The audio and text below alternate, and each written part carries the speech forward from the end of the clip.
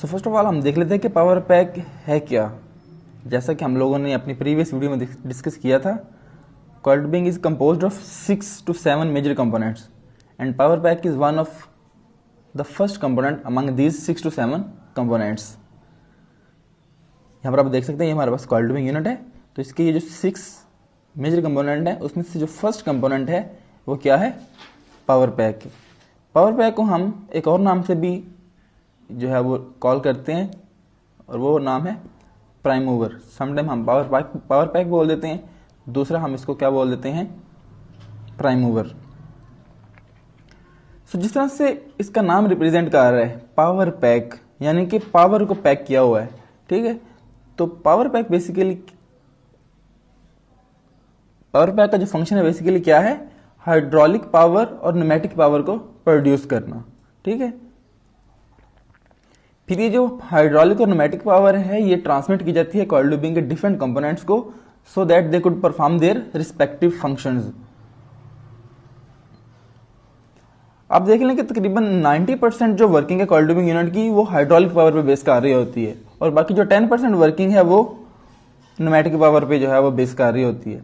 सो अगर आप coiled tubing equipment में एक्सपर्टीज हासिल करना चाहते हैं तो फर्स्ट पॉइंट ये है कि हाइड्रोलिक्स का जो नॉलेज है वो बहुत स्ट्रांग होना जरूरी है, क्योंकि 90% जो कॉइल्ड ट्यूबिंग यूनिट की वर्किंग है वो किस पे बेस कर रही होती है, हाइड्रोलिक पावर के ऊपर। पावर पैक को अंडरस्टैंड करने के लिए या पावर पैक के स्ट्रक्चर को समझने के लिए, पावर पैक की वर्किंग को अंडरस्टैंड करने के लिए हम इसको जो है वो 3 हिस्सों में जो है वो डिवाइड कर लेते हैं। पहले इसे हम क्या कह देते हैं, पावर जनरेशन सिस्टम। सेकंड को क्या बोल देते हैं, हाइड्रोलिक सिस्टम। और थर्ड को हम क्या बोल देते हैं, न्यूमेटिक सिस्टम। अब देखते हैं कि पावर जनरेशन सिस्टम से क्या मुराद है। पावर जनरेशन सिस्टम बेसिकली एक डीजल इंजन है, जिसमें क्या होता है, डीजल जो है वो कंबस्ट हो रहा होता है, डीजल की जो केमिकल एनर्जी है वो कन्वर्ट हो रही होती है मैकेनिकल एनर्जी ऑफ फ्लाईव्हील में। इंजन जो है वो यूनिट टू यूनिट वेरी कर सकते हैं, इट मे बी डिट्रॉइट और इट मे बी कैटरपिलर, ठीक है। सो पावर जनरेशन सिस्टम से क्या मुराद है, हमारी जो डीजल इंजन है जिसमें डीजल जो है वो डीजल की कंबस्शन हो रही होती है और आगे वो उसको मैकेनिकल एनर्जी में कन्वर्ट कर होता है, जो कि हर इंजन का एक प्राइमरी फंक्शन होता है। अब हम देखते हैं हाइड्रोलिक सिस्टम को। जैसा कि हम लोग पहले बता चुके हैं कि हाइड्रोलिक सिस्टम जो है वो कोर है पावर पैक का, क्योंकि कॉइल्ड ट्यूबिंग यूनिट का 90% जो फंक्शनैलिटी है वो डिपेंड कर रही होती है हाइड्रोलिक सिस्टम के ऊपर। तो हमने पीछे देख लिया कि जो इंजन है वो मैकेनिकल एनर्जी प्रोड्यूस करेगा डीजल को कंबस्ट करके। अब जो मैकेनिकल एनर्जी प्रोड्यूस होगी उसको आगे हाइड्रोलिक एनर्जी में कन्वर्ट करने का जो फिनोमेना है वो किस में हो रहा होता है, हाइड्रोलिक सिस्टम के अंदर। सो हाइड्रोलिक सिस्टम का फंक्शन क्या है, हाइड्रोलिक एनर्जी को प्रोड्यूस करना और फिर इसको ट्रांसमिट करना डिफरेंट कंपोनेंट्स तक, ताकि वो अपना रिस्पेक्टिव फंक्शन जो है वो परफॉर्म कर सकें। यहां पर अगेन वही बात, मैकेनिकल एनर्जी ऑफ फ्लाईव्हील, यानी कि जो इंजन मैकेनिकल एनर्जी प्रोड्यूस करेगा जो कि फ्लाईव्हील की फॉर्म में होगी, और फ्लाईव्हील आगे ट्रांसमिट करेगा अपनी मैकेनिकल एनर्जी की इसको 4 हाइड्रोलिक पंप्स को थ्रू गियर बॉक्स, और फिर ये हाइड्रोलिक पंप्स जो है वो हाइड्रोलिक एनर्जी प्रोड्यूस करेंगे, यानी कि मैकेनिकल एनर्जी को हाइड्रोलिक एनर्जी में कन्वर्ट करेंगे। और ये जो हाइड्रोलिक एनर्जी है ये आगे ट्रांसमिट होगी डिफरेंट कंपोनेंट्स तक होजेस और वाल्व्स के थ्रू। अब हम थोड़ा सा पिक्चर की मदद से जो है इसको समझ लेते हैं, हमने अभी डिवीजन की है। ये हमारे पास से कंप्लीट पावर पैक है।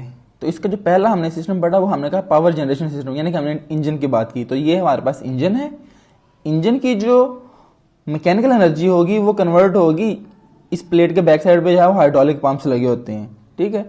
तो वो हाइड्रोलिक पंप्स इंजन की मैकेनिकल एनर्जी को लेंगे और आगे हाइड्रोलिक एनर्जी में कन्वर्ट करेंगे, और वो हाइड्रोलिक एनर्जी जो इन होजेस के थ्रू जो है वो मुख्तलिफ कंपोनेंट्स तक जो है वो ट्रांसफर होगी।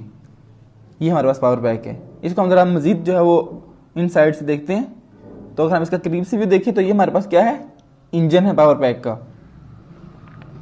ये इस तरफ इंजन हो गया, यहां तक जो है फ्लाईव्हील की एनर्जी प्रोड्यूस हो रही होगी। ये जो है वो गियर बॉक्स है, तो जो मैकेनिकल एनर्जी थी फ्लाईव्हील की इंजन ने प्रोड्यूस की वो इस गियर बॉक्स के थ्रू इन 4 हाइड्रोलिक पंप्स, ये जो है हाइड्रोलिक पंप्स हैं, इनको हम फर्दर डिटेल में आगे डिस्कस करेंगे। बस टाइम आप ये देख लें, कॉन्सेप्ट अपना बिल्ड कर लें कि ये जो हाइड्रोलिक गियर बॉक्स है ये आगे इन 4 पंप्स को ड्राइव देगा, और ये जो पंप्स हैं ये हाइड्रोलिक एनर्जी यानी कि हाइड्रोलिक ऑयल को आगे उसकी एनर्जी में कन्वर्ट करेंगे, उसमें पावर जनरेट करेंगे। सो आई होप कि आप तक आपको ये समझ लग गया होगा।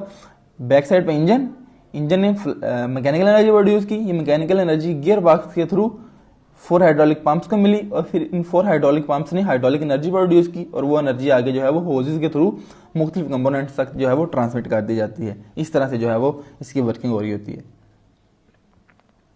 अब हम देख लेते हैं कि हाइड्रोलिक सिस्टम के कंपोनेंट्स कौन कौन से होते हैं। हाइड्रोलिक सिस्टम का जो पहला कंपोनेंट होता है वो हाइड्रोलिक फ्लूइड होता है, यानी कि हाइड्रोलिक ऑयल होता है। दूसरा हाइड्रोलिक फ्लूइड रेजर्वायर, जिसमें हाइड्रोलिक फ्लूइड को स्टोर किया होता है। तीसरा होता है फिल्टर्स एंड स्ट्रेनर्स, ऑयल को जो है वो साफ रखने के लिए फिल्टर्स और स्ट्रेनर लगाए होते हैं। फिर hydraulic pumps, accumulator, heat exchanger और hydraulic circuit. Time being just आप जो है इन कंपोनेंट्स के नाम को जो है वो अपने ज़हन में रख लें। इनकी जो डिटेल्ड डिस्क्रिप्शन है, वर्किंग है, वो हम सेपरेट जब हाइड्रोलिक सिस्टम के ऊपर बात करेंगे उस वक्त इसको हम लोग जो है वो डिस्कस करेंगे। यूजेस ऑफ हाइड्रोलिक पावर, जैसा कि मैंने स्टार्ट में बताया था कि 90% वर्किंग किस पर डिपेंड कर रही होती है, हाइड्रोलिक पावर के ऊपर डिपेंड कर रही होती है। सो हाइड्रोलिक पावर किस किस फंक्शन के लिए यूज होती है? रील को ड्राइव देने के लिए।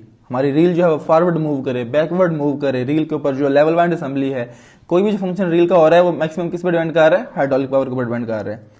Coil tubing injector function, injector की रनिंग इन, इंजेक्टर का पुलिंग आउट, इंजेक्टर की चेन्स के फंक्शन, ये सारे के सारे किस पर डिपेंड कर रहे हैं? इंजेक्टर के ऊपर डिपेंड कर रहे हैं।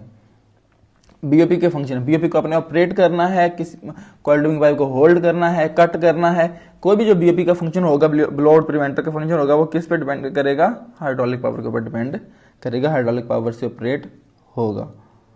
न्यूमेटिक सिस्टम, न्यूमेटिक सिस्टम से मुराद यह है कि production and distribution of high pressure air. Start में हमने पढ़ा था कि पावर पैक 2 पावर जनरेट कर रहा होता है, एक हाइड्रोलिक और दूसरी न्यूमेटिक। न्यूमेटिक पावर से क्या मुराद है? High pressure air. High pressure air किस लिए यूज होती है?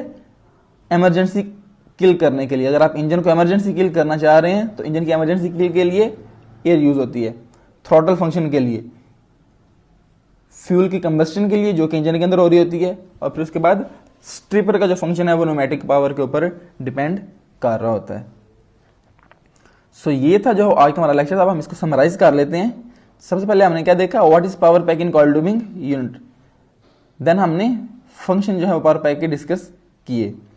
फिर हमने देखा कि पावर पैक की स्ट्रक्चर या वर्किंग को हम 3 हिस्सों में डिवाइड करके अंडरस्टैंड कर सकते हैं। पहला पावर जनरेशन सिस्टम, दूसरा हाइड्रोलिक सिस्टम, तीसरा न्यूमेटिक सिस्टम। फिर हमने हाइड्रोलिक सिस्टम के कंपोनेंट्स को देखा और हाइड्रोलिक पावर के क्या क्या यूजेस हैं कॉइल ट्यूबिंग यूनिट के अंदर। फिर हम लोगों ने देखा कि न्यूमेटिक पावर के क्या क्या यूजेस हैं कॉइल ट्यूबिंग यूनिट के